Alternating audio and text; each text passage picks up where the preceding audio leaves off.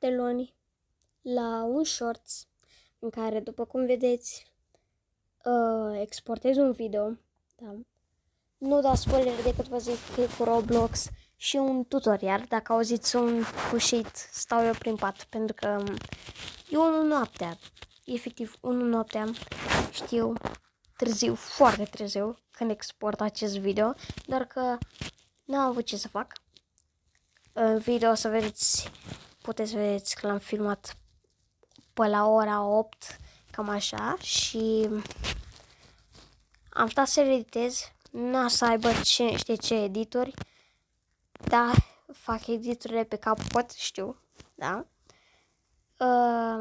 Doar că am stat până la ora asta să mă uit, să văd, să analizez, pentru că vreau să fie destul de bine făcut.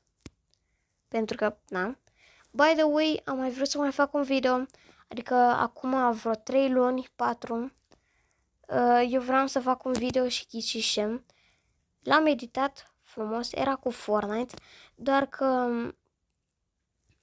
video era prea lung, adică nu era prea lung, dar că îi dura prea mult să se exporteze.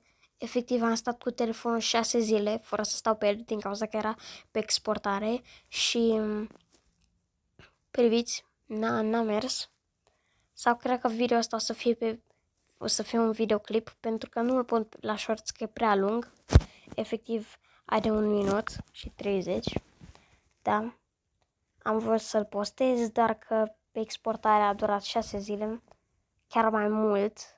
Efectiv, eu am stat 6 zile fără să mă uit pe telefon, v-am zis. Era în exportare pe CapCut. Și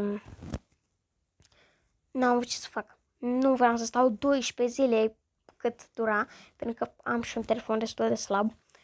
Acum vreau să fac și după aia am vrut să fac și un video mai scurt, doar că ghicește.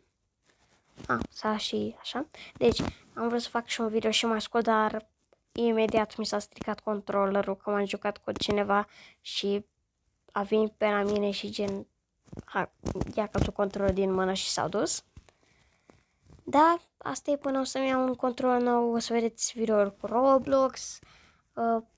Mai vedem noi ce o să filmăm. Minecraft nu mai filmăm. Standoff poate, cu noroc. Cine știe, pentru că memoria mea plânge. Asta e. Sperăm să ne vedem cu bine. Ne vedem când o să când o să pun și video ăsta și video ăsta. Și video care tocmai ce s-a exportat. Nu vă dau spoiler, decât un mic spoiler alert. Este că o să fie un tutorial pentru Please Donate. Gata, deja știți ce s-a întâmplat în video. Așa că, pa, pa!